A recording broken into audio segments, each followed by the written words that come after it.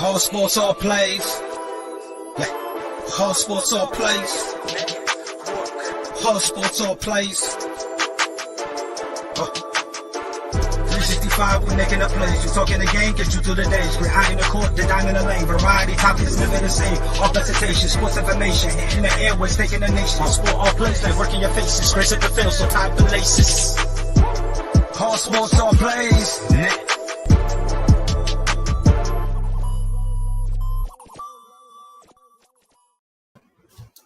What's going on, everybody? We are here on a Thursday night, here for Real Talk. I got my man Kenny with me. What's going on, sir? Hey, man, how you doing? I'm doing good. Oh, man, it's another exciting day. We got some basketball on tonight. We got some football.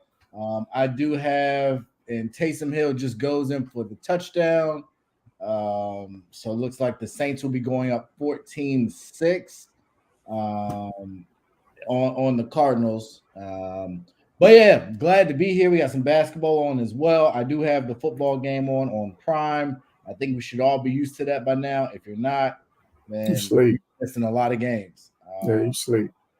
But we do have this one. We got the Lakers that'll be on, should kick off or start before we get off. And right now the Bucks are up on the 76ers, 68-59. I have it. Yeah. So some good games on. Appreciate y'all for tuning in. We're gonna get right into it. These games seem to kick off a little bit in this game, obviously with the Saints just scoring, but we can still pick it. My pick would have been the same either way. I don't know that I'll pick Arizona in any game this year. I'm definitely going New Orleans. Starting early with the shots.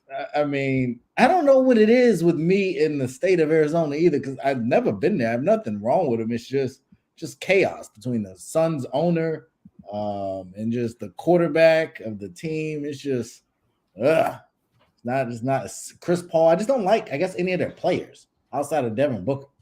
But nonetheless, I got New Orleans tonight. I think you had New Orleans winning the division, so I'm guessing. Yeah. I said it was finally going to run out. The luck was going to run out for Tampa Bay. Okay. Brady. So sounds it so far. I don't. Yeah, but the other part of it is, man, I'm just not sure if what the Saints are, who they are as a team, because I still got questions about James. Yeah, I definitely understand that aspect of it. I was just trying to pull some other information up. But Andy Dalton is figuring it out, to say the least. Jameis is healthy tonight. They say they have him at third string. So you're at 2-4. You win the night. You see that Tampa's, struggling. The NFC's maybe a little down. I don't know. So we'll just have to see. But we do want to get into our picks for this upcoming week. We will definitely get back on that train. Arizona's running. Who is this guy running the ball? He didn't go anywhere. So the first game this week, I'm not gonna lie to you guys. These are not sexy games per se. It's not a really marquee game per se. Like we had last week, we had quite a few. But I think we got some competitive games. So we're going to start with Indy and Tennessee. I have Tennessee winning the division.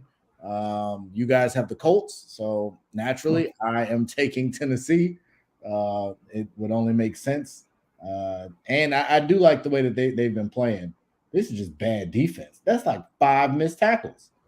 I don't know who this is, but he's running all over them. That was just terrible tackling. You broke at least 4 tackles there in the open field. I think. Good. Is Cliff Kingsbury going to make it through the season?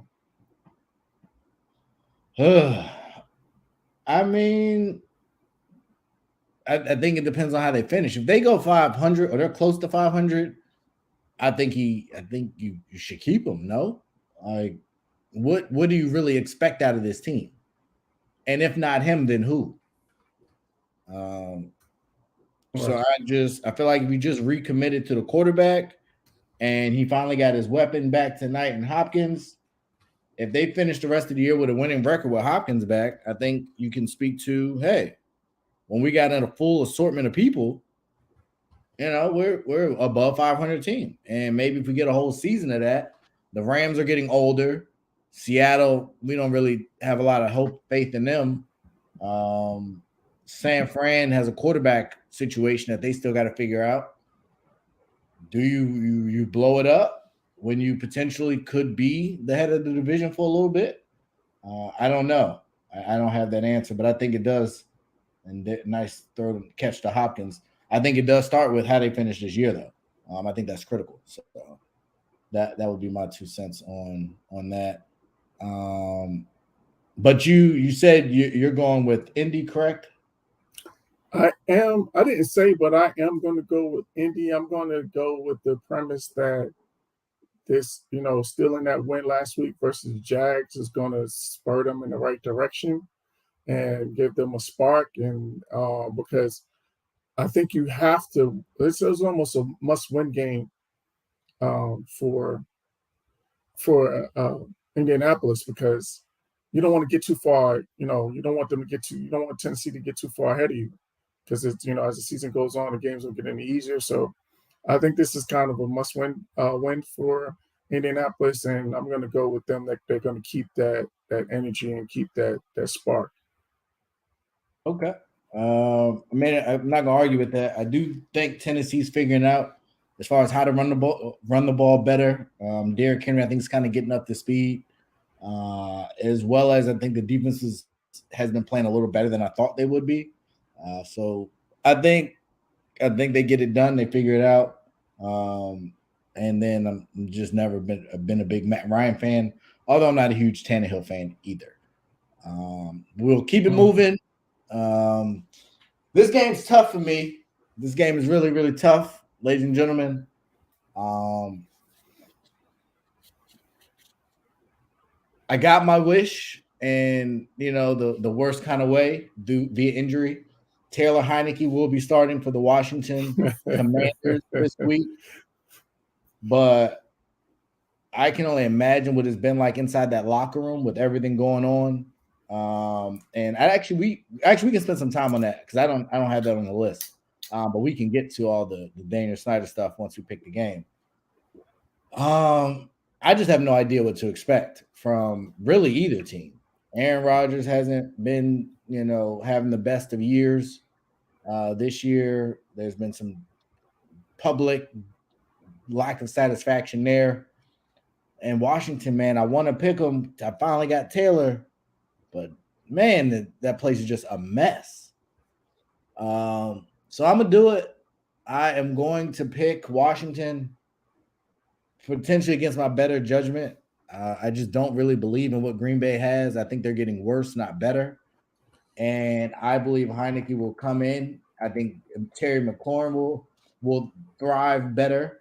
And I think the team will just function a little smoother. But that's my thoughts. What you got, Coach? I don't share your sentiments. I'm gonna stick with this theme of last stand.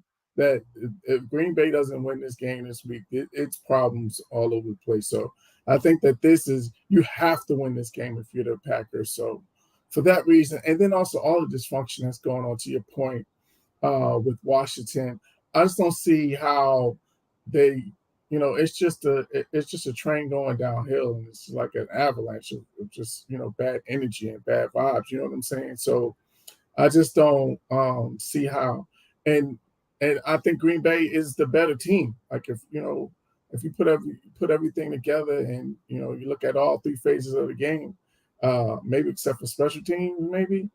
Our receiving core is better. They got better running back. Yeah, that's fair. But I'm saying overall offensively, I would definitely give them the running back edge and the quarterback edge. So that's 2 out of 3. Definitely. That's a huge. You know what I mean? So I just think that, like, if you're Aaron Rodgers, you have to win this game. There's questions about your leadership skills. There's questions about whether or not they made a mistake in giving you the money. Like there's a lot of questions surrounding you right now, and you got to answer those questions if you're Aaron Rodgers. So I'm going to pick the Packers for that reason. Okay. I mean, I get it. I definitely get it, and I understand.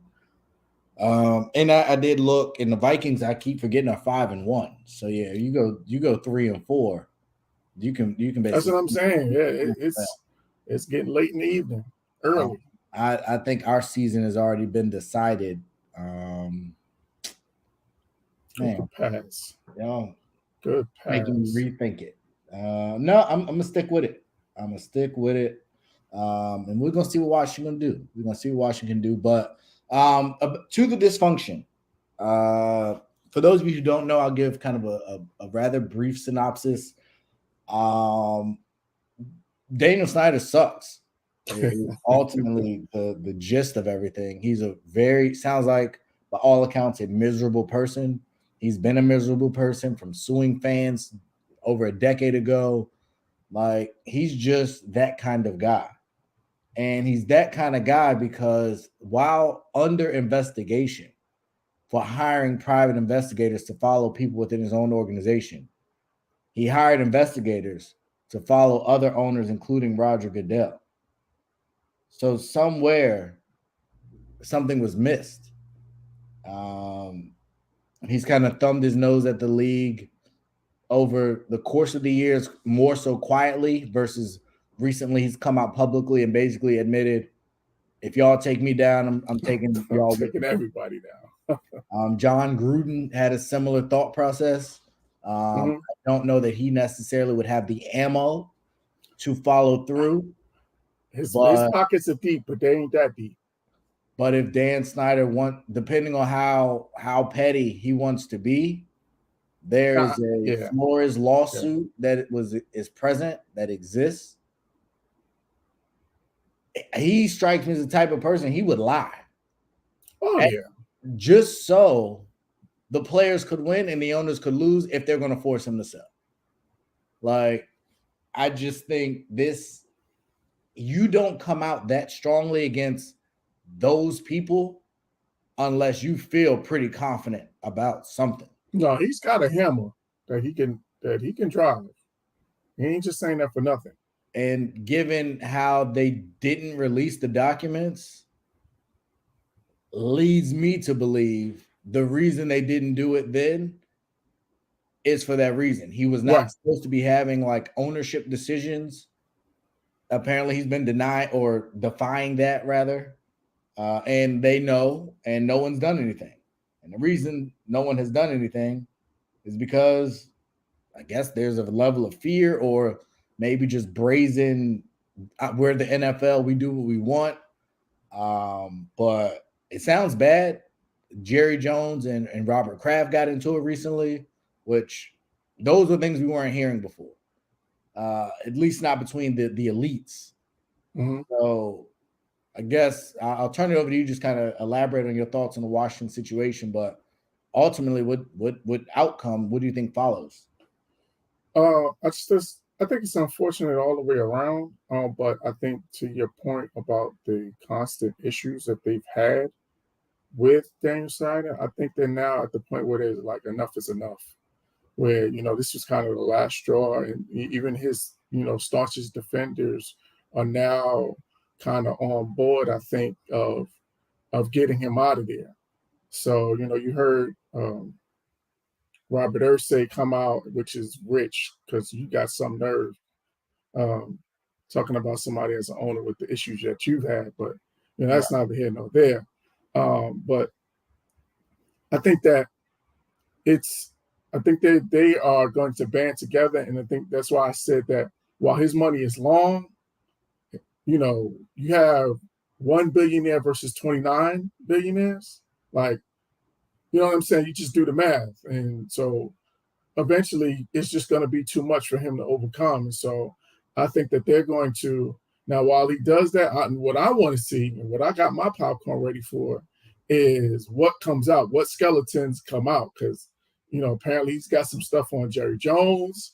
That's what we're hearing in these reports. So I'm tuned in because I want to see, I want to hear some of this stuff, because at the end of the day, we always talk about transparency and accountability. And I think that's one of the things that these owners, as a result of their privilege and a result of their money, they get the skirt a lot of times. Because we look at the situation with Miami, that situation with him, like anybody else, you know what I'm saying? Like, if that was a player, they would have been done.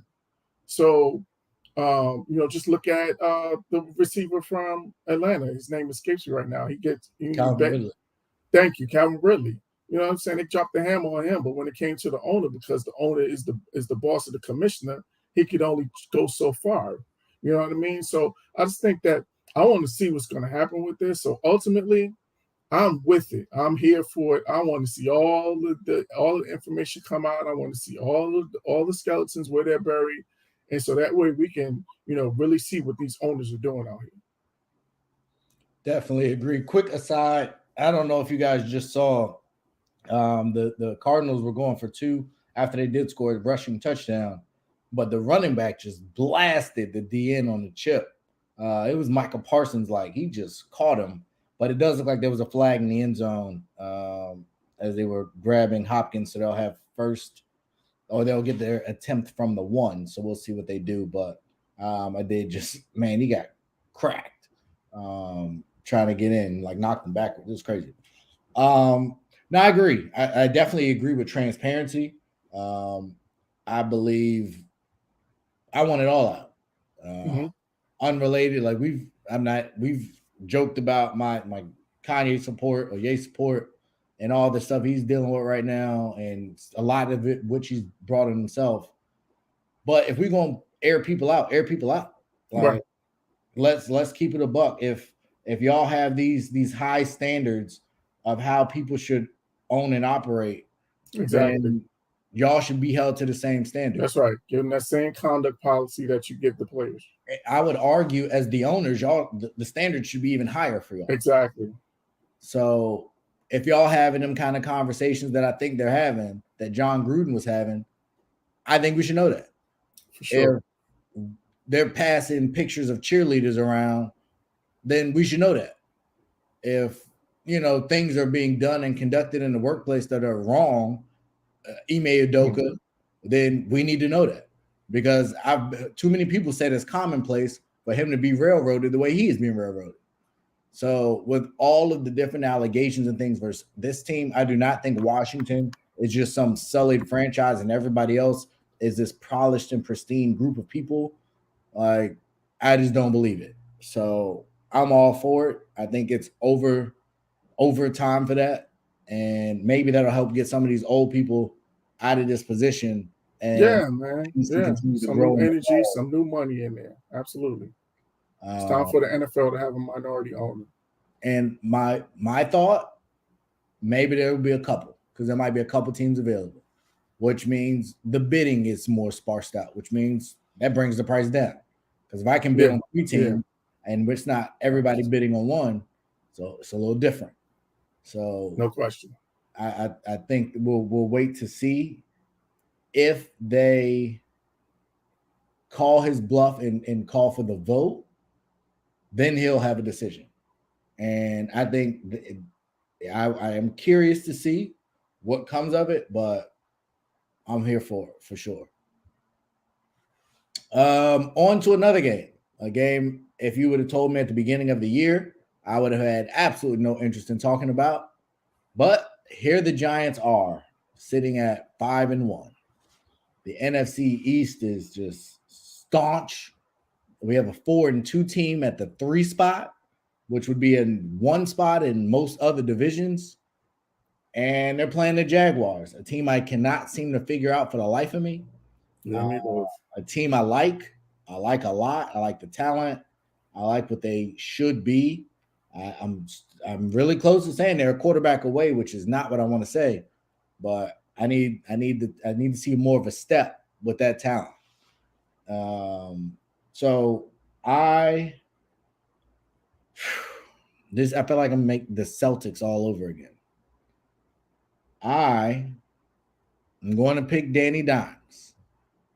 I'm going to go against my heart and everything that I believe in, knocking on wood, Saquon will fool around and get hurt in the first play. Something stupid will happen now that I picked the Giants, but I'm picking the Giants. I am a believer. I don't know how they do it. I don't know why they manage to keep doing it, but they just keep doing it. So I just, I'm gonna go with it. I'm gonna live with the consequences of my actions. And hey, if I'm wrong, that helps my team. So I'm gonna go with the Giants, and I think they get it done. Who you got?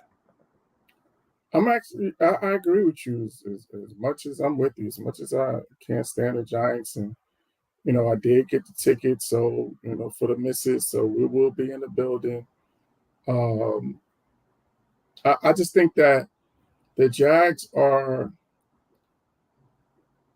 there. I don't even know I think that Trevor Lawrence is still trying to figure it out. I think he's still having some growing pains. We see him turning the ball over a little too much. I think there's still some maturity, even though, all around, even on the defense, you see these personal fouls with the number one pick, Walker. So I just think that they're just experiencing some growing pains, and the Giants have a little mojo. They have a little, they have some momentum, and you talked about Saquon Barkley. He's playing for a contract, and he's on a mission. So I believe more in Saquon than I do Danny Dimes. That's for sure. I think they're winning more in spite of him than because of him. You know what I mean? But yeah, I just think it's more so that the Jags are just. I don't think they're not quite there yet, and they still got some growing that they need to do as a team. I think they're heading in the right direction. I don't think that they're the terrible, the clown show that they were the year before. But I just think that they're experiencing growing pains, and I think that the Giants got some momentum, and they got belief. You can see that Daboll has established a culture there, and he's got those guys believing in what he's selling and what he's preaching and what he's teaching, him and his staff. So I think for all of those reasons is why I'm going to pick the Giants. Okay, I get it. I'm with you on it.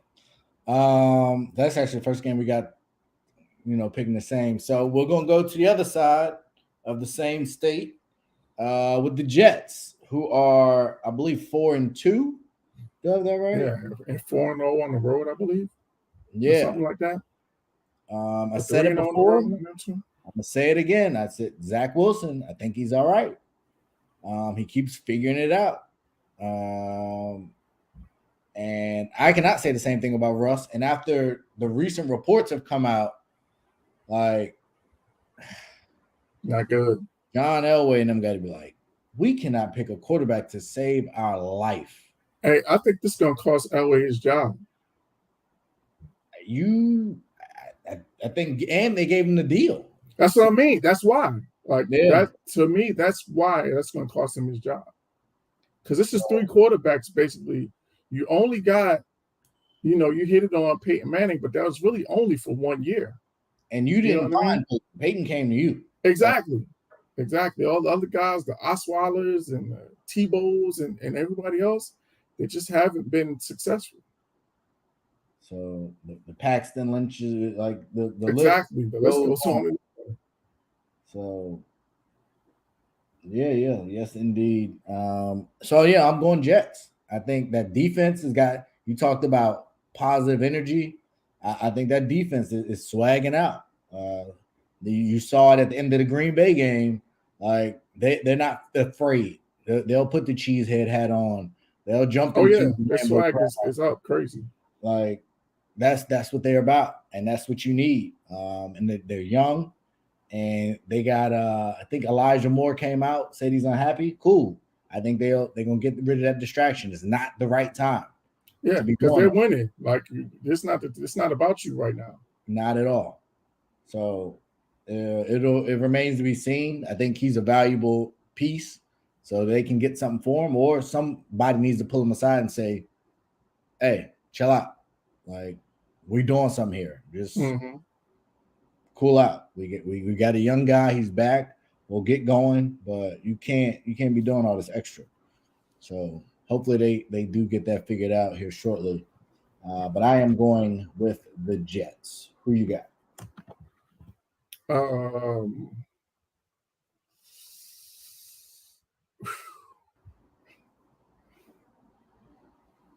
I don't like picking with you so much. We have a pick six, ladies and gentlemen. Arizona gets the pick six on a drop and took it back to the house. So they needed that. That was big. Yeah, they needed that in the worst way. Yeah, so I just got questions about Denver. Like, again, it's the same, the same MO where we got these chemistry issues, we got these, kind of dysfunction issues, like, and all those things. It just lead to, it doesn't lead to winning football, I think, at the end of the day. So, and again, the Jets got some momentum. They got, some mojo, some swag, some confidence, all of that good stuff, all rolled up into one. And so I just think that this is going to continue. And credit to Robert Saleh. He said he was going to keep receipts. And he ever since then, they went on a run. So clearly, whatever he said worked. Yeah, I definitely agree. And just to give one more update, the Bucks and Philly game has actually gotten really close. Yeah, that's what I'm watching that. So yeah, Philly's gone on a run, and Harden started getting cooking. So this game is close. It's 80. I have it at 82 all with a little under 4.5 left. I'm slightly ahead of you. Drew Holiday just hit a free throw, so they're up 2 with 4:01 left. Okay, Milwaukee's up 2. Got you. So should be we got some good finishes going on. And we'll try and keep you guys updated on that. But that Denver, I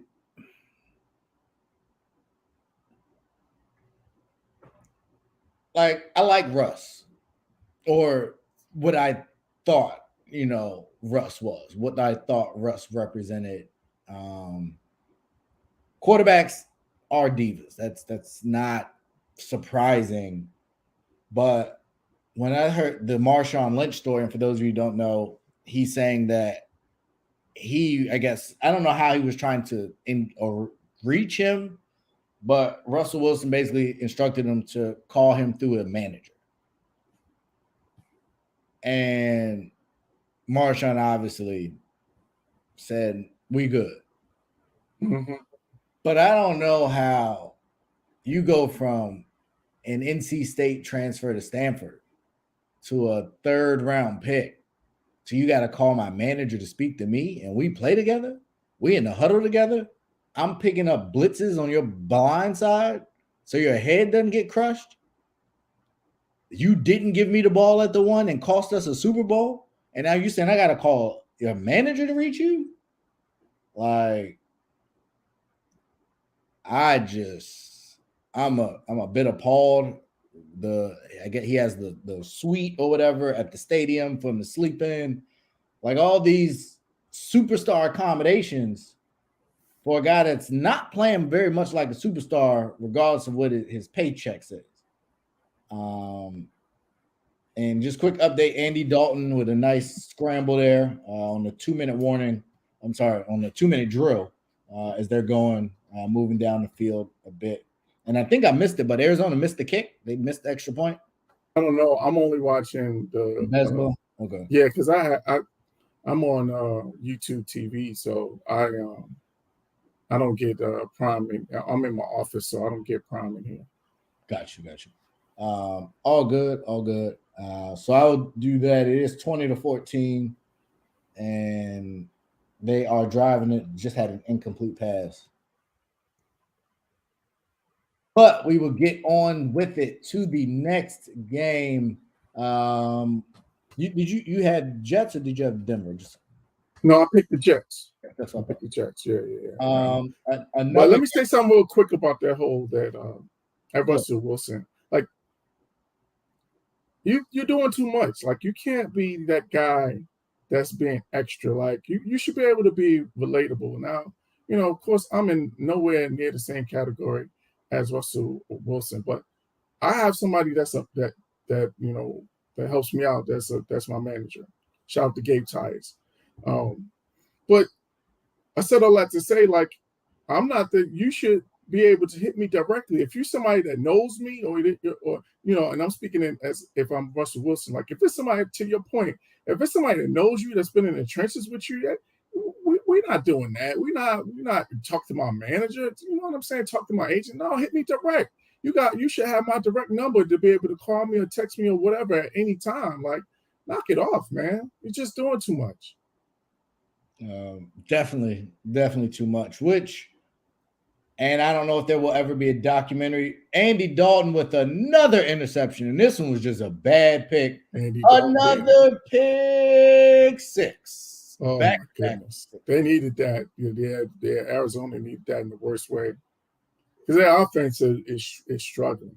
It is, even with D-Hop back. So we got ourselves a bit of a ball game. That was fun. Yeah. Going one way. It looks like it's about 27-14. When we came on, it was 14-6, I believe, and 20 unanswered without the offense stepping on the field, basically. Like, that's just hard. I got Harden just tying it up at 84. He got 29, 8 and 9. So he didn't just look good in the offseason. He's playing well. Brook Lopez shot like an air ball out the corner. Imagine that's not the best. But yeah, Andy Dalton just hit the defender. I don't have his name. Simmons. He hit him right in the chest. Like, I don't know what he was looking at. But that'll work. So yeah, we are going to, you mentioned Calvin Ridley earlier. Atlanta. Marcus Mariota has him sitting at 500 in contention for the division. And that's really been without Kyle Pitts. And even when he has played, he hasn't been playing. If you've been watching. Mm-hmm. So, I had to drop him in fantasy for that exact reason. Man, I'm holding him, but it's just like, God. No, I couldn't do it. Like, I was trying, I'm waiting. I'm hoping he have like 2 good games, then I'm going to try and trade him. But okay. It hasn't panned out. Oh, Giannis with a missed 2 free throws badly. 2 minutes left. It's tied at 84. Yeah, I got 207. I looked away. I still have him at the line, so I'll see that in a minute. But yeah, and then we got Cincy, who, similar to Jacksonville, I can't really figure them out. It's like they got a ton of talent, but that O-line is just terrible. And the defense isn't great, but it's good enough when it needs to be. So I'm going to go Cincy. I think they should be the better team. I don't even think it should be that close on paper, but that hasn't really manifested. And we talked about without Pitts, they've also been without Cordell Patterson most of the year. Yeah, and that's huge because he was big for them. Huge, especially last year. So, and the Saints are going to bring it out of the end zone, and he trips over his own feet and then just lays there. That was a Shaq in the Fool kind of moment. Like, he legit just laid there. Like, he was like, dang, tripped my own self. Ain't no sense in getting up. So yeah, I got Cincy. Who you got? Yeah, all right, this is enough. I can't do it. I can't go 3 games with you. I had to switch up. So I'm gonna go Atlanta because not only because of that, but I think that Mariota's got a little something going, and I think he's making himself some money. I think he's going to get an opportunity, if it's not in Atlanta, or somewhere else, to be a starting quarterback again after this season. So I'm going to, and I hit the other thing too is Cincinnati, man. They're another team that I'm having a hard time figuring out there, having some issue with consistency for me. So for that reason, I think Atlanta has a chance here to steal one, and so I'm going to pick Atlanta to steal one. All right. Quick update. Milwaukee's been scrambling around here trying to score. They're now down. Oh, nope, just tied it. Great cut. Got to see Ball, see man. Great cut.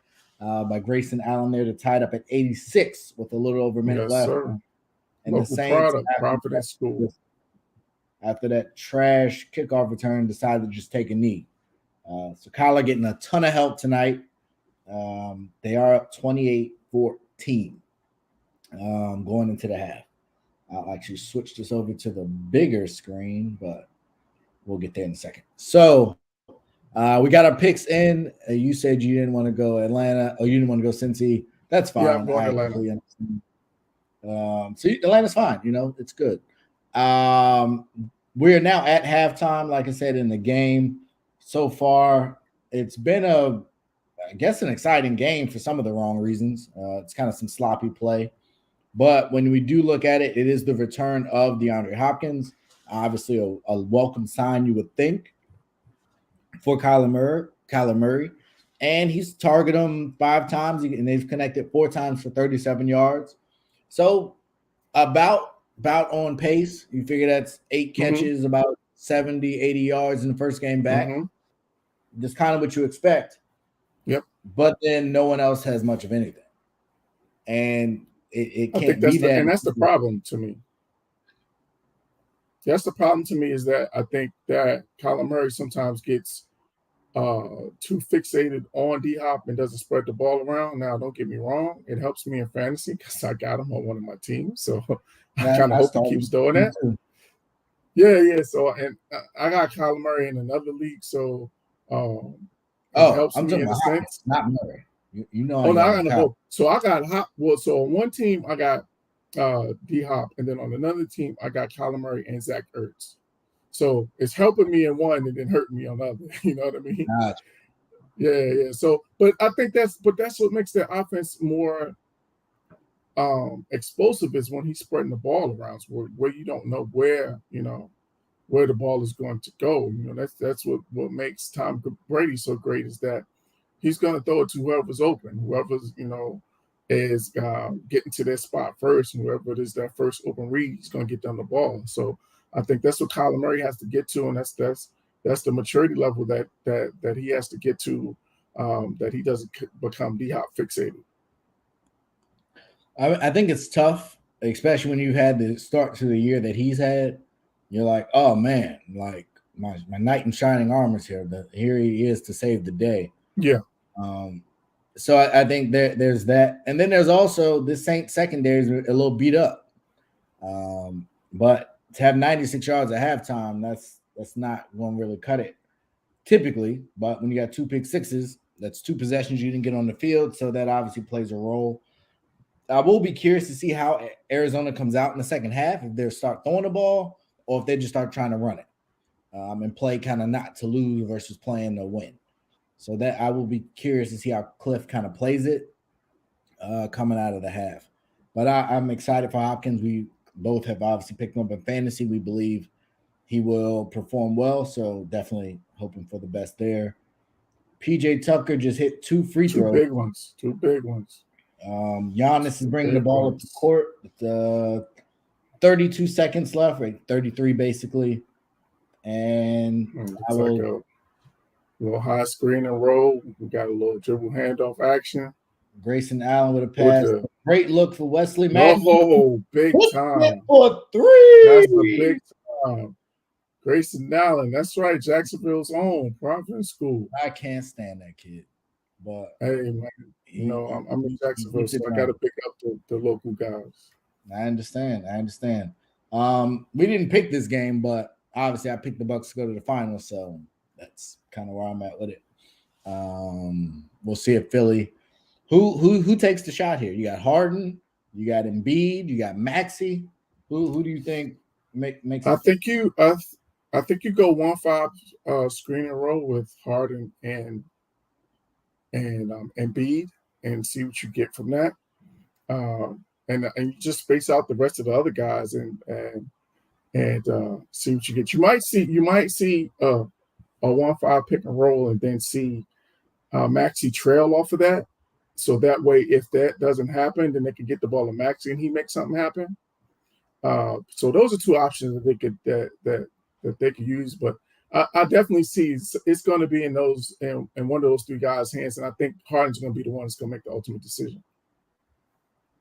All right. Well, we will see. In my opinion, if I see, it is a 1-point game though. I don't. I think I would run off action to get Embiid one-on-one on the backside. And either Lopez or Giannis is going to have to stop me from getting to the bucket, getting fouled because it's a 1-point game. I'm not. Yeah. If I'm just going off of what the league has been, it's a pick and roll league. So, but I'm with you. Like I would get the ball. I would park Embiid in the post. Make them draw a double team. If he gets a double, then he kicks. If not, then he goes to work. But it looks like they got it into PJ Tucker. Slow developing play. I don't know. There you go. This is an ISO for Embiid.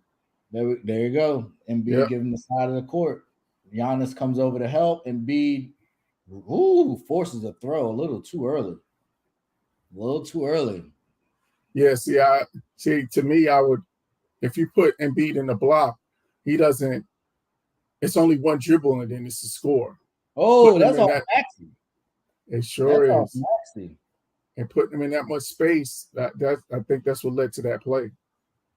But the other part to that is, and not forget, that's what happens when you got PJ Tucker on the court and you stick him on the baseline. He's not a threat.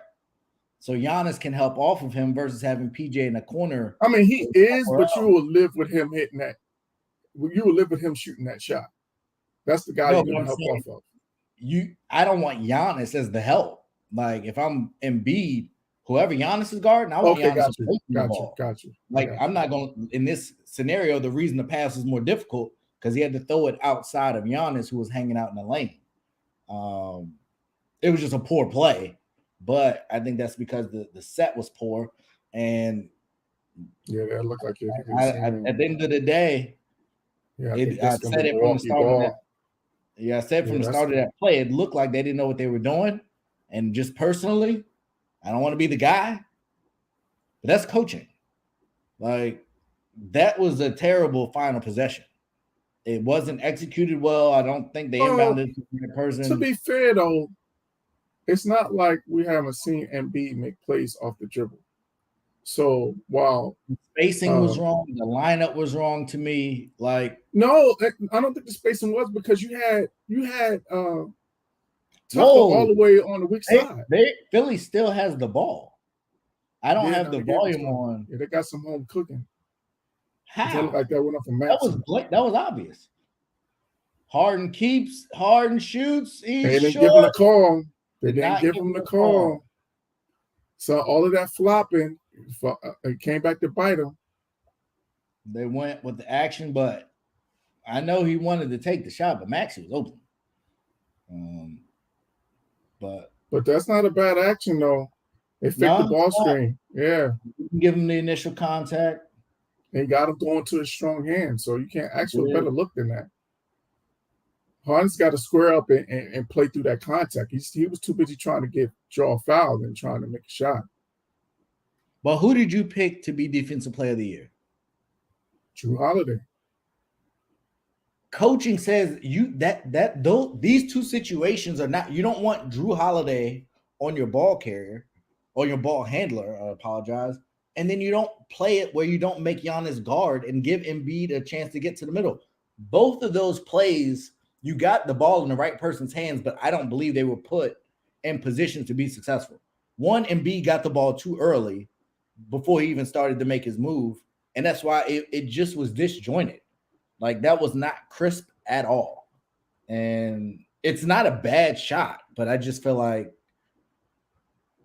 if I'm running a screen and roll and I want Harden to keep the ball, then I'm running the screen and roll with Embiid to get which was my initial thought. But I think that I'm off of them. But I think that the other thing is this. It's not as easy as you think to score in the half court against a set defense. So as much as you know what I mean? So even having whatever you draw, scoring in the half court against a set defense is always. That's why most coaches don't call, like, when it's a transition opportunity for the last shot. Most coaches don't call a timeout because they don't want the defense to be able to set up. They want them to try to make a planned transition before the defense sets up. So, having, said, and I said that to say that, now in this half court situation on the sideline out of bounds, where you got to set defense, it's not, it's tough. So credit, I'm giving credit to Milwaukee for getting a stop here. And they did execute. I'm with you, but if I'm Milwaukee, I can't ask for more. Drew Holiday on a ball handler and Giannis having help defense. Like, that's ideal. I would have much rather figured out a way to get Harden on Lopez and go from there, but that didn't happen. So we'll see what happens. Looks like Lopez will be going to the line to shoot. And they got to get another opportunity here, because even if he hits 2, they still got enough time to be able to hit a 3 to tie this ball game up, or 2 to tie. It all depends on trying to look at the app. Do they have a timeout? Can you tell if Philly has a timeout? It looks like they do, but I can't tell from the graphic.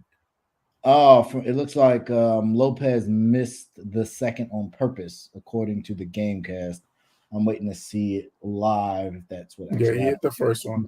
Yeah, so they're up 2, which is smart, because that way they just give them a chance to inbound the ball. It's a scramble off a rebound. For sure. So it looks like, by all accounts, the Bucks will get the victory. They will go into Philly. And look, he might have missed it. Looked like he missed an accident, but he missed it. No, I think he missed that one on purpose. Like, he short-armed it to miss, but whatever the case, it worked out. Came right back to him, and he got it done. Yeah, that's a big win for Milwaukee. Although this is super early, but that's a really good win for Milwaukee. So who'd you pick to go to the finals? I picked Philly. 0-2? 0-2. Pick Philly. No need to panic here. No. Yeah. I'm just saying what I see. I see 0-2. That's all. Okay. We're not gonna be a prisoner of the moment. This is a marathon, not a sprint. All right. Hey, Memphis, my other pick, barely survived against my Knicks. So, and they was up big.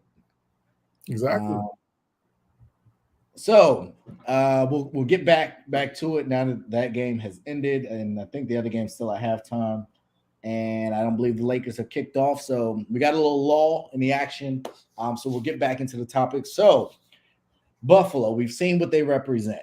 By all accounts, they have said that they are cooling or monitoring the Christian McCaffrey situation. The trade deadline is week 8 now. Do we know when the NFL trade? I'm not sure. But I know it's getting closer.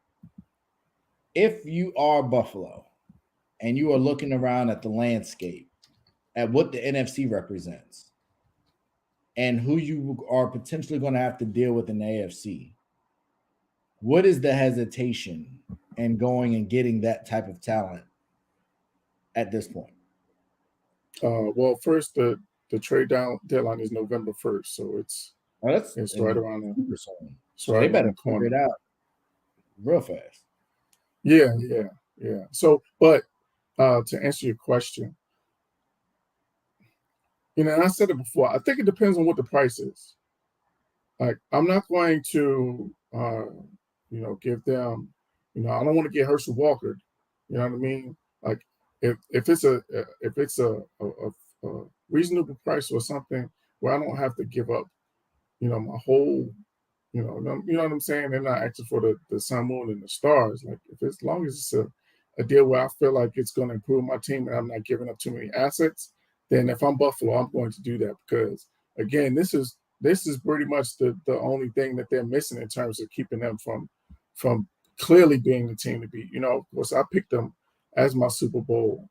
They're my Super Bowl pick. But they get this, man. And to me, I don't know who beats them if they get a number one running back like this guy. Yeah. I don't see it, or I guess I don't really know why. And we talked about the LaShawn McCoy comparison, unless, like I said, I don't know what they're off or requesting. But I just feel like it's kind of one of those decisions where the blueprint has been there. You got a window, maximize it. You never know what can or is going to happen. So I just feel like you jump at it when you have the opportunity. So we'll see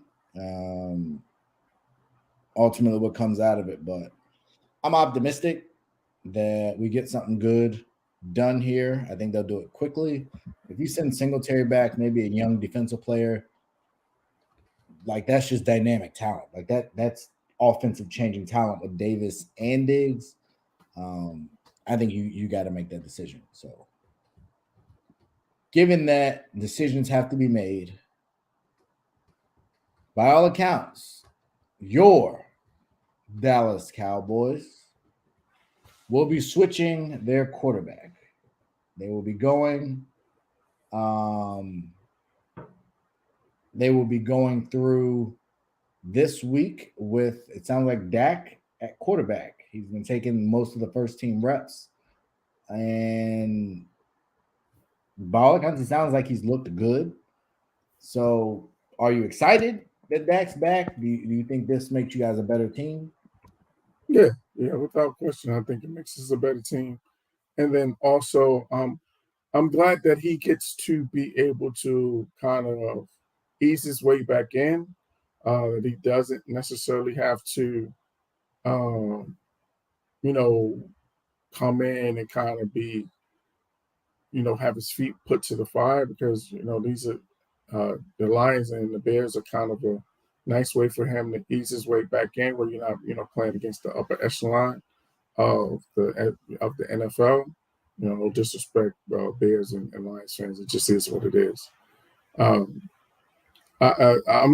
like it. And then also the other thing is that I'm interested to see what type of offense we're going to be now that Dak is back. Like, we saw that Cooper Rush wasn't lighting it up. He was really just a game manager. And we were winning games, running the ball, being physical, and our defense was carrying the day. So I'm interested to see if we get, the boy genius, aka his name just slipped my mind, my offensive coordinator, Kellen Moore.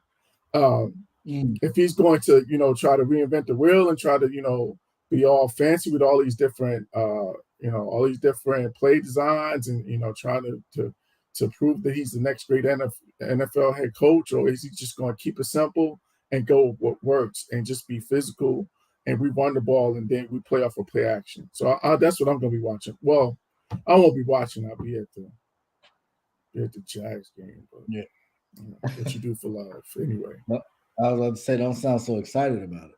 Yeah, well, the only silver lining is that I picked up the Giants defense in fantasy for one of my teams, so that'll give me some rooting interest. Okay, that'll work. That will definitely work.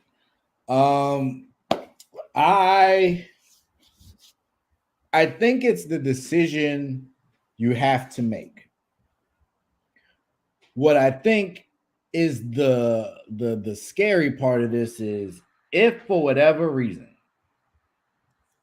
y'all somehow lose the next game, that next week, yeah, it's gonna be tough. Scrutiny is gonna be crazy. Yes. So that's really where I get stuck at. Is I think you start Dak, especially you finally started to see, Cooper Rush in a different light. But man, Dak come back and throw 2 picks and y'all figure out a way to lose this game that y'all should win, it's gonna be a tough week. And Jerry does not seem overly married to the Dak situation. And I think he knows that there would be a market if he had to get to that point. So definitely something we'll be watching. Definitely something we will be watching. But now it's time to get to it, right on time with the 10 o'clock top of the hour. Basketball. Golden State comes out and puts on a display. The game ended up being a lot closer than it really was. My pick to get it done looked great. Draymond had limited time. A triple single on the night. Yeah, him and almost a strip sack there. Him and Jordan Poole had a connection. One of the few buckets he scored came via Jordan Poole. Jordan Poole came in the game with the greenest of lights. And LeBron said after the game, we can't shoot. Which we'll get to in a minute. But my question for you, Coach, is what message, if any, did Golden State send in their opening game?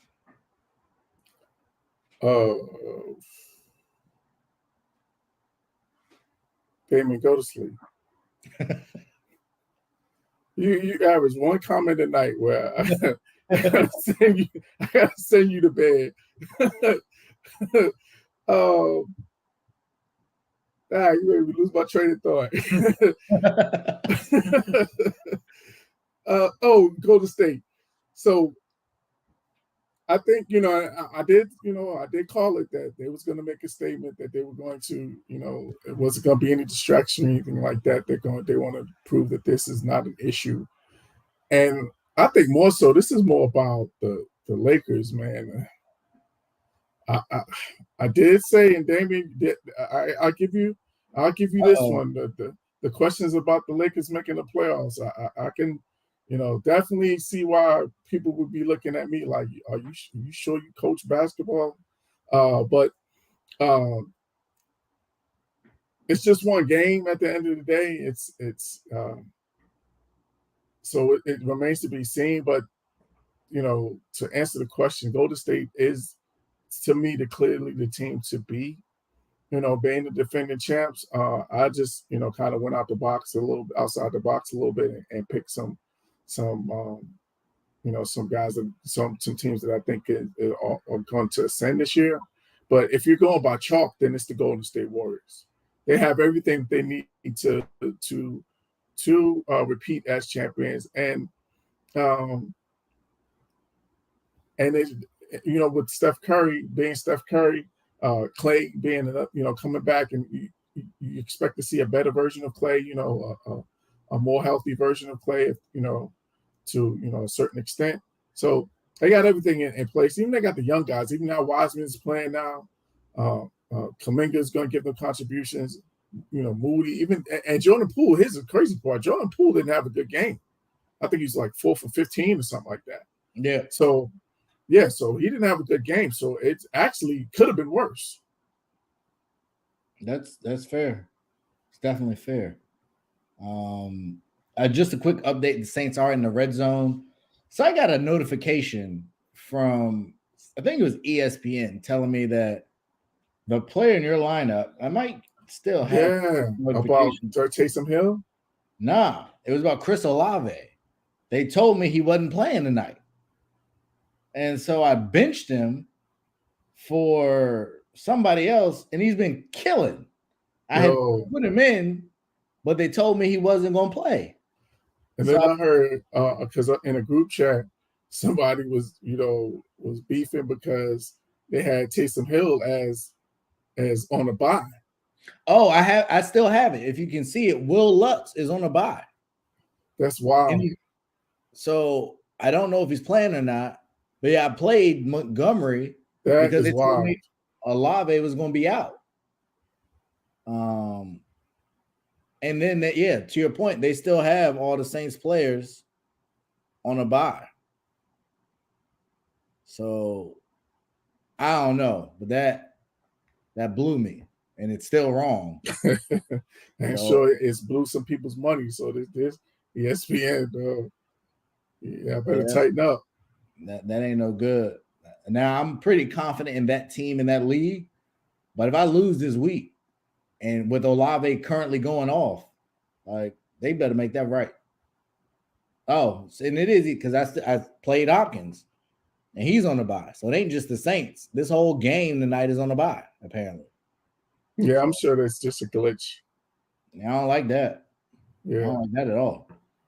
There's a lot of money that be on the line here in these leagues. So get y'all stuff together, ESPN. Yeah. So no, I agree. I think the rings made a statement. Ain't nobody ever wearing them rings. The rings that they make today, you can't wear them. Like it's absurd. Like the Steph ring was cool. I think that's the purpose of it. So you could it's a keepsake to put in. Yeah, nah, man, exactly. you're supposed to be able to wear that on TV like Shaq and them be wearing. Your hand will hurt. Your fingers will be tired. Yeah, then you have to pay for security when you go out in public because you never know when people are gonna try you. It's kind of hard to sell a championship ring with the player's name on it. Like, I get it. I don't think Steph should have to worry in Golden State. I guess anything's possible, but I think that core of group, they probably good in most places. But conversation for another day. But I was impressed. I honestly thought ring nights don't usually go well for the team receiving the ring. Steph was giving the speeches and doing this, that, and the other. Clay forgot the order of the presentation, the banner raising. So it just, it could have easily, the first game, back off the Draymond stuff. He had just came back to the team. It was a lot that could have went wrong. And you got a Lakers team that wanted to come out and make a statement that they've had a tumultuous offseason, a bunch of back and forth. It would have been a chance for them to make a statement. And no, it was not that at all. So, well, I'll say this. Shout out to our sister Rachel Hill. Shameless plug.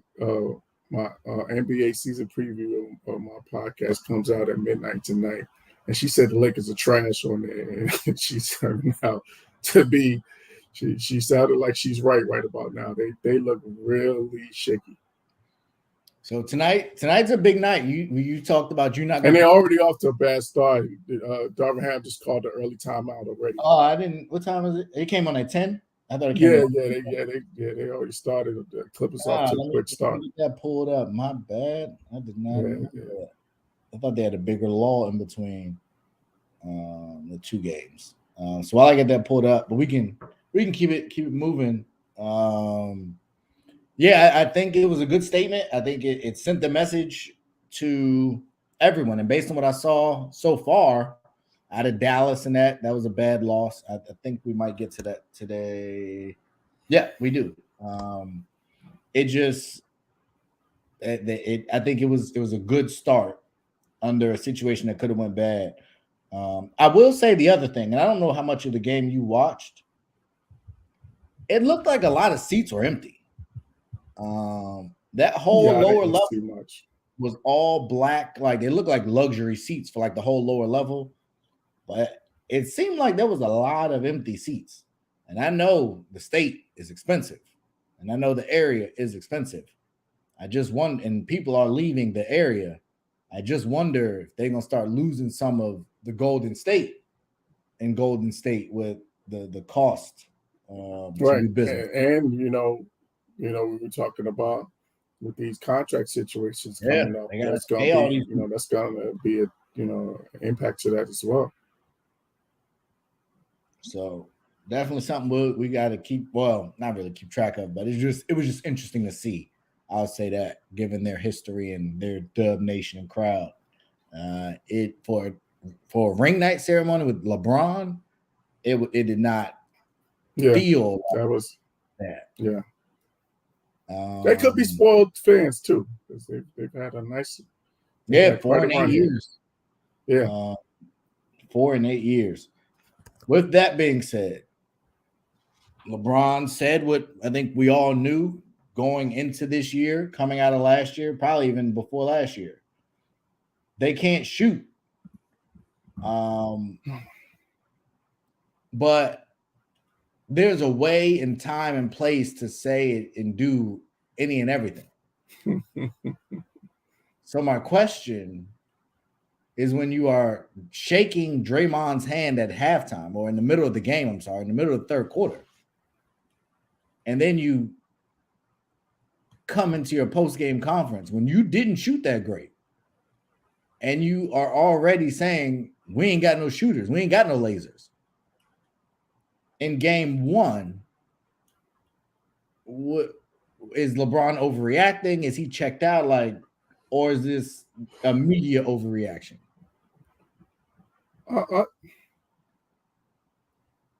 He ain't lying. That's He wasn't like he was lying. But the other part of it is that as great as LeBron is, at the end of the day, it's always going to be somebody else's fault. LeBron ain't exactly the most accountable when it comes to taking responsibility for the failures of the franchises that he's involved with. So, because you're the one who asked for Russ. You knew Russ wasn't a shooter. So, and you gave away a Kyle Kuzma that could space the floor and shoot the ball. You gave up a KCP that can space the ball and can shoot the ball. So these are all guys involved in the deal for the guy that you wanted. So you can't now turn around and say we ain't got no lasers when you're the one that pushed for the deal that took away 2 of your lasers. And not only that, Russ's deal prohibited you from bringing the one shooter you had last year, Malik Monk, back. Exactly. So yeah, you got to wear that, buddy. It just comes off a way to me like Rob Pelinka just got his extension. Who were they supposed to go get? Like what were they supposed to do that would be a difference maker? Like you got 3 max guys. Only team that can keep giving more people maxes is Golden State. And the reason they can do that is because they draft well. They don't trade all their draft picks away because the Lakers could have done it. You could be paying the huge luxury tax bill, but you could have kept the Brandon Ingrams, the Kyle Kuzmas, the Lonzo Balls. You drafted well. You ain't keep nobody. You traded for LeBron at his request. Like, I don't understand the need to say that. Damien, I agree. I have it on silent, but I had no idea why Taylor Swift was like dancing. I didn't know.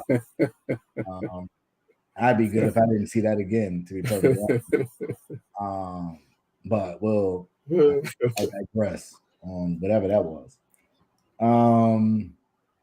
So yeah, I just think it's bad timing. I also, you could say, I have a personal kind of vendetta. That his organization did something recently I didn't much like. So I just don't like the timing. It's way too early for you to be shooting at other people. Even if it's true, like it's game 1. Could have been a bad night. Like, unless you just been seeing it in practice, we all just terrible. And if that's the case, so what? You part of the shooting problem. So we'll see kind of what comes of it. Obviously tonight it's tied early. I believe it's Marcus Morris is at the line. Is Marquise? He's still in what? Miami? Is that his brother? No, Brooklyn. You're right. He's in Brooklyn.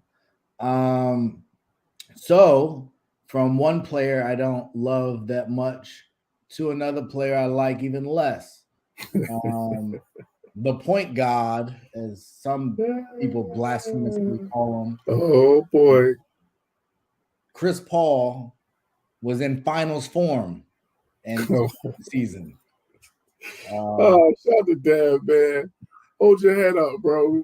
We missing them. We missing them fire. We missing the gun, man, because this guy here is starting to bust off. Listen, I only speak on what I see, man. I told y'all he was washed last year, and they were better off without him. I've been telling y'all campaign needs to be the future, and y'all were idiots for giving Chris Paul that extension when they gave it to him. And now we got Damian Lee coming through in the clutch, saving DeAndre Ayton, who actually had a solid game. He did have a decent game. I got to be honest. But it's over. Melo can't get on with the team yet. Chris Paul probably shouldn't be on the team right now. And LeBron's kind of stuck in a not so great situation. I think it's time, and John Wall has just checked in. John Wall, ladies and gentlemen. John Wall, ladies and gentlemen, has checked into the game. It's exciting times. Hopefully he does well. It looks like they have him. He's matched up with some bum. But nice pick and roll play. Anthony Davis with the dunk. 16-14 Clippers. So yeah, now I got Pete Davidson on there. Amazon is just, they doing a lot. Taylor Swift, Pete Davidson. What the heck do these people got to do with football? Nothing at all. But yeah, Chris Paul was benched in the recent game. Wasn't like he was playing lights out. I don't remember the last time he played lights out, to be perfectly honest, but short memory and all that. But my question for you is Phoenix. You had them making the playoffs. I did not have them making the playoffs. I picked Sacramento over them, partly arrogantly, partly because I think it's true. And Portland actually they figured it out.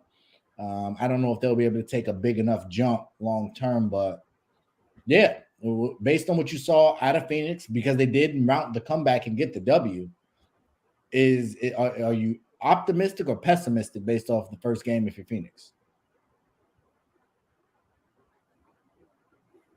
Well, it's just one game, so I'm not going to overreact either way. But I will say that because I think you're going to have these, because of how old Chris Paul is, like he's not going to be able to give you that, that 20 and 10 or close to 20 and 10, that prime Chris Paul. Like they're going to have to manage his minutes because, as Charles Barkley says, Father Time is undefeated, and Father Time is going to come for all of us at some point. So I think they're going to have to manage his minutes. And to your point, I think they because they did sign back campaign, didn't he? Yeah. Okay. He's going to have to play more minutes. I think it's going to be some. I think they're going to try to keep Chris Paul between 25 to 30 minutes a night, if possible, just to kind of preserve him for this, this marathon of an NBA season. So I'm not going to overreact. I just think that it was one bad game. We got to get to Christmas before I'm going to start reacting or saying, what a team is based off of what we're seeing. You know what I mean? Good pass, Russ. Well, I have a little different philosophy. What a shock. Just call it how I see it. And if I get new information, I have a right to change my opinion based on the new information. Okay, Ray Kellerman. What I'm saying is they're bums. And they've been bums. And Dallas was blowing them out. But then, you gotta stop, man. You gotta stop calling these pros bums, man. You're taking it too far. Listen, I don't put anything on anyone that they don't deserve. I'm fair. Did you see Chris Paul's stat line? Would you like me to read it to our lovely audience? It's okay. He's a bum. He's a $40 million bum. Everybody be on Russell Westbrook head. Everybody be on Russell You're Westbrook. on your own with that one, buddy. That's fine. I walk out on here because I watch the greatest point guard of all time play and get the dub. Okay. Be a difference maker. I watched it. Okay. Come on, Zach Ertz, catch the ball. No, I just think the window's closed. I know they had some young talent there, but I just don't. I'm not a believer, obviously, in DeAndre Ayton. He's a nice guy, but that relationship doesn't seem great anyway. John Wall with the kick for the three. I believe that's his first assist. Good They traded for. He came in off season from Toronto. Norman Powell knocks down the three. Wasn't the best pass, but he knocked it down either way. So shout out to John Wall. But yeah, that's kind of my 2 cents on him. Like I'm not into what they have. I think the nucleus is flawed. Bridges he's cool, but he's not it. Booker's he's right there. I don't know if he's a superstar yet, but he's definitely an elite. Oh, he's a superstar. Anytime you're averaging over 25 a game, that's elite. You're a great scorer. That don't mean you're a superstar. Superstars win chips and MVPs in my book. The man was they were a number 1 seed. He was the best player, number 1 seed. I'm just telling you, when I think superstar, that's what I think. Well, agree. MVPs or chips. At least be in a conversation. And he was kind of in it, but not really. Not the way I think he should have been. So he's close. He's real close. But we're gonna see this year because he's gonna have to be great for them to be what they need to be, in my opinion. If they want to get anywhere near where they want to go, he's gonna have to be a superstar. And we'll see if he does it. I'm a fan. But there is the flip side to this. The Dallas Mavericks did blow this game. Christian Wood came off the bench, played pretty well. Luka came out hot, cooled late. Towards the end of the game, didn't really get it done. When the ball in his hand, shot a little short on his three-pointer. So if you're Dallas, with the way you did Phoenix last time and the way you came out this game, even if you ended with the loss, what are your thoughts? On Dallas? Yeah. I'm excited to see what they can be. I think Christian Wood is an excellent addition, and he came out smoking with 25, and I think he could be the missing piece that they needed because they didn't really have anybody that could score in the front court. So I think he could really help them and really elevate them because of his ability to stretch the floor as well as score. He could be a lob threat. He can pick and pop. He just gives them more versatility offensively, and with Jason Kidd and the great basketball mind that he is, like that's just giving him more tools and more weapons at his disposal. So I think that they're going to be a really good team, and I think they're going to be. I definitely see them being the top 4 seed in the West this year. Okay. I'm good with that. I definitely can go with the top 4 seed. I think we definitely are seeing that they are certainly capable of that based on last year. The talent seems to be there. So we'll see kind of how it continues to play itself out. But moving right along, we have a historic debut. I don't think anyone was necessarily expecting for Paolo to have the historic start. I know you and I both picked him to be our rookie of the year. I think we all campaigned that he should have been the number 1 pick in the draft. So based on what you saw, did we undersell Paolo or do you think was this kind of a little bit more? He'll come back. He'll be more of an 18 and 10 guy. Like, what do you think based on this start that we're going to see out of him this year? Well, I think he's going to have a big year because he's gonna have the ball in his hands a lot, like because of his skill set and his versatility to be able to put it on the floor, to be able to shoot with range, to with his body type as well as to be able to finish in traffic and finish through contact. We see he already caught a body in his first game.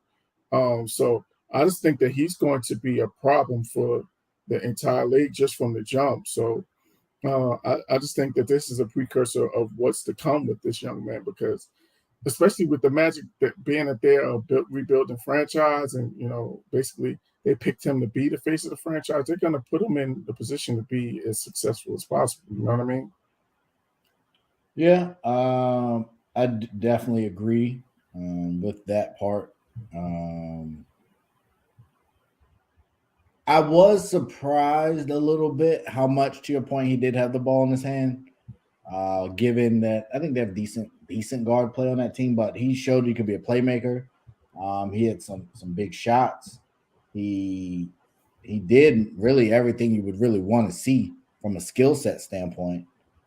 So yeah, I was impressed by what we saw, and hopefully, he'll keep building on that, stay healthy. Big men are always, run that risk, but he looked good. He looked real good. But I think he's a little different in that one, just his body type. Like he has a really strong base in terms of his low body. So I don't think he's going to have the same type of issues as like a Chet Holmgren or Porzingis, because I think he's a little thicker. You know what I mean?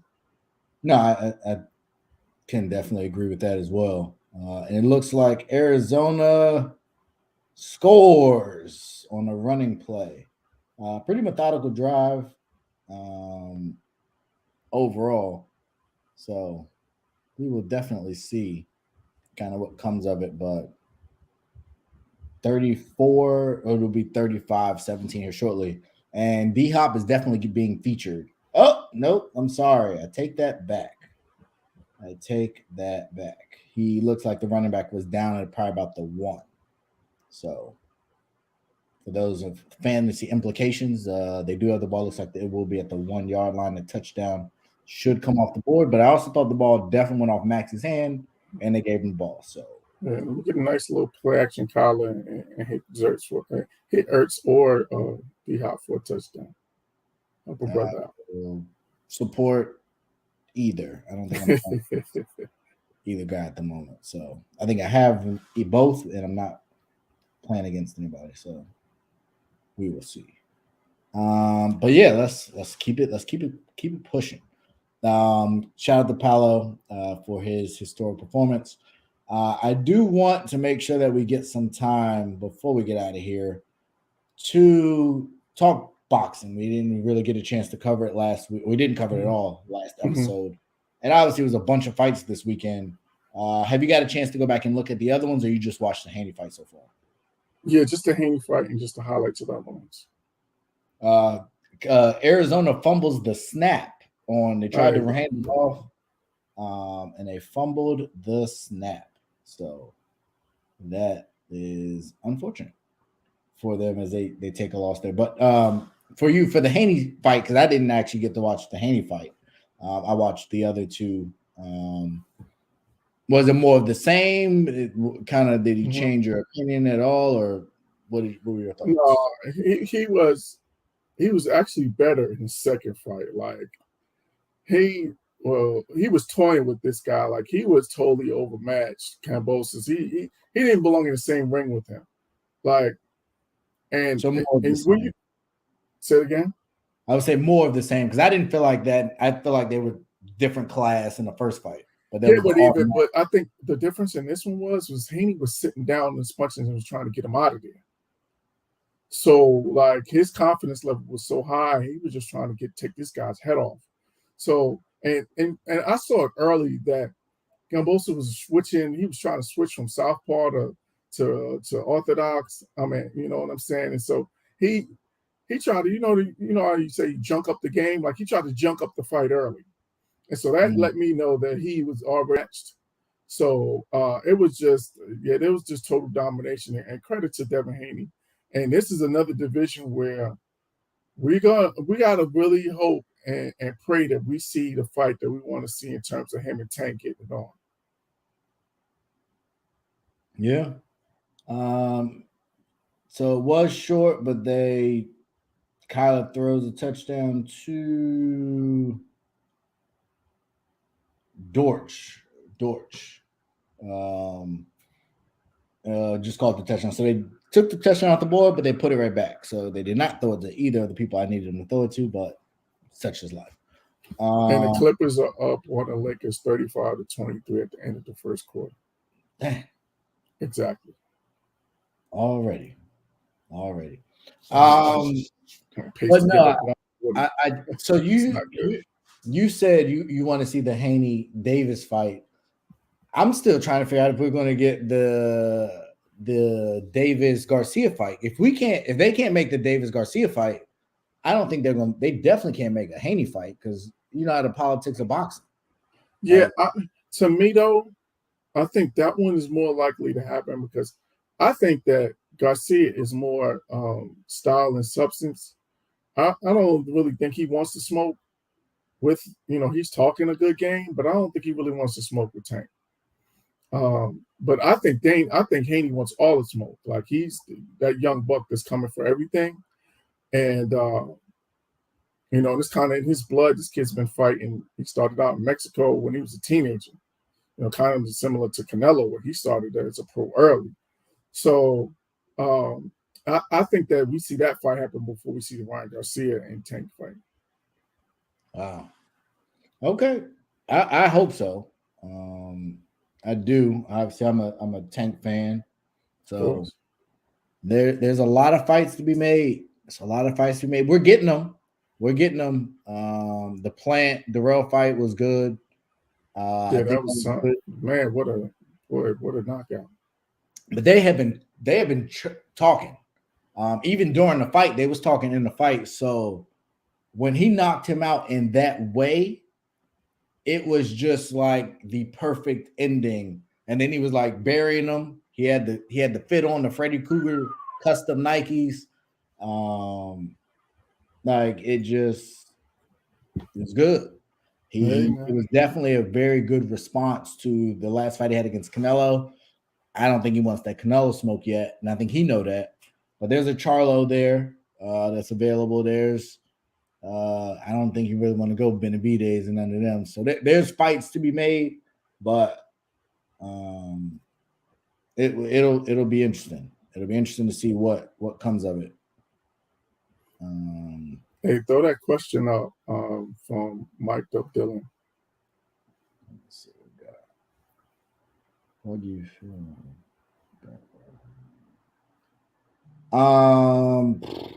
I'll say I don't, to make it into the play-in, so he's got to be top 10. I think it's tough. I think they're going to be a better team. I just think the East is deep. So I don't know. It's going to be a lot for them to jump. I'm trying to pull it out. Wizards got a W. A nice win. Utah got a win, so that we'll see. But right now, if I'm just looking at it from this perspective, and it's super, super early. Cleveland 0-1. New York 0-1. Miami 0-1. Brooklyn 0-1. Philly 0-2. That means there's a whole bunch of teams that's currently, obviously, at the one game in the playoffs. And I think a lot of these teams I just named will eventually be there. So I think it's just hard. I don't know that I would really think they're better than any team in the East outside of maybe Charlotte that I would be comfortable saying that about. I like Detroit, who's 1-0. And Indiana, I think they're probably better than Indiana. And Indiana keeps wanting to blow their team up. They just need to go ahead and do it. So for me, I'm gonna say it's possible, but I think it'll just be tough. And injuries will obviously play a factor, but that's my thoughts. What you got? Yeah, I don't. Dylan is I guess it all depends, and I'm not a gambler, so I guess it depends on the odds that you were getting. But I don't like I just think there's too many teams in front of it. I think the Hawks, the Knicks, in terms of that, even Charlotte, I think all of those teams I will put in before I will put Orlando. So anything's possible, but I think that one is going to be tough. I don't see that happening. Yeah, agreed. But if the odds are good, which I'm guessing they would have been, take the plunge and see what happens. Just right. Bet what you're willing to lose. Right. Yeah. Ray, aka Parlay, is the guy here to tell you what to do with I hear you. But I did want to ask, based on we've seen the end of all the fights.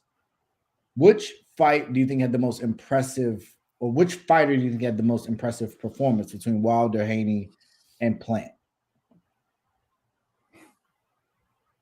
I'm gonna go Plant. Because Darrell is to me, out of all of the opponents, I think Darrell is the toughest one of the three.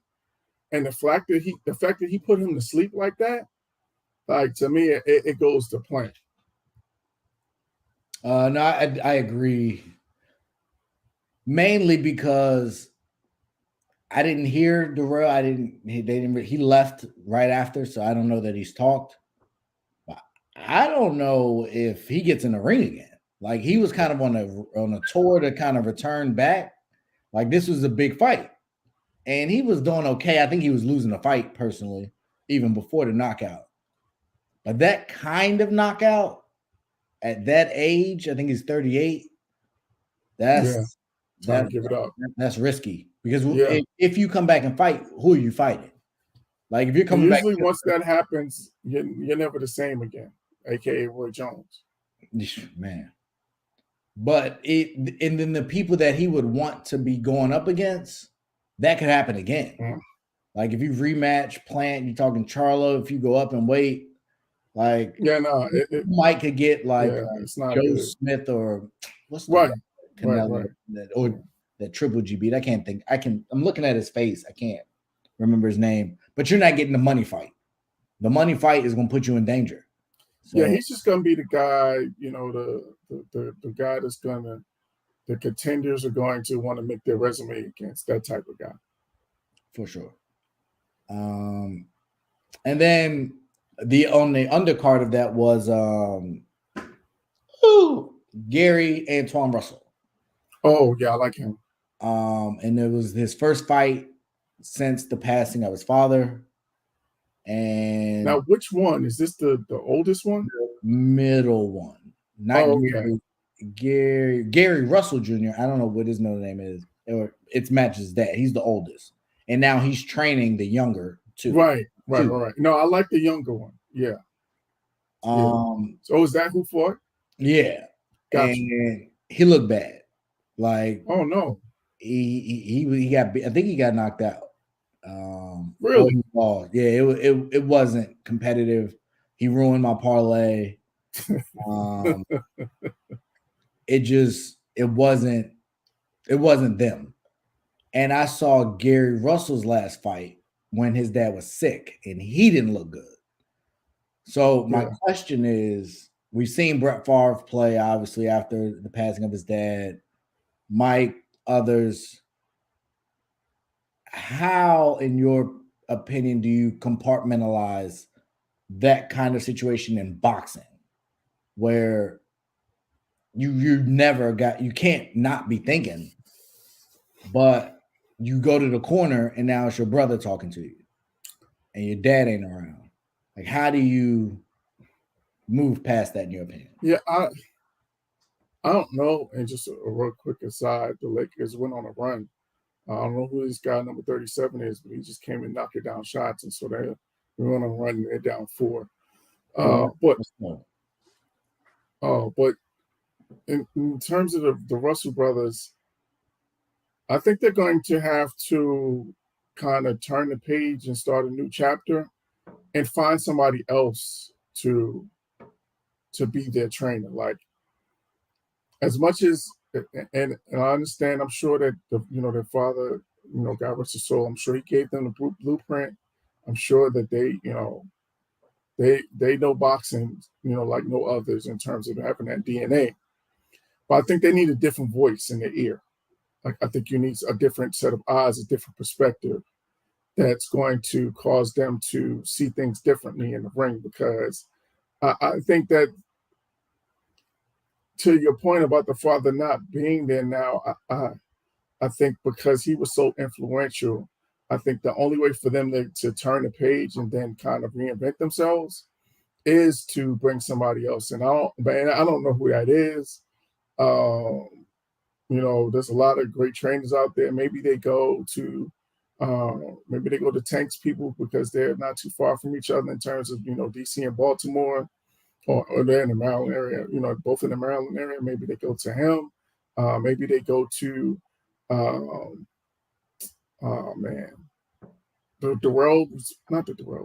Lamont Peterson's trainer. I can't think of his name. Yeah. Maybe they go to him. But I said all that to say is that I think they just need a different voice in their ear, and they're going to have to look to bring somebody from the outside. And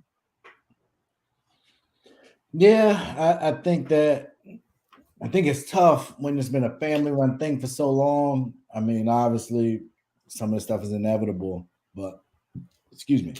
I think that actually makes a lot of sense. Jared Hurd's also in the area. Granted, he said he's finally going to be coming back.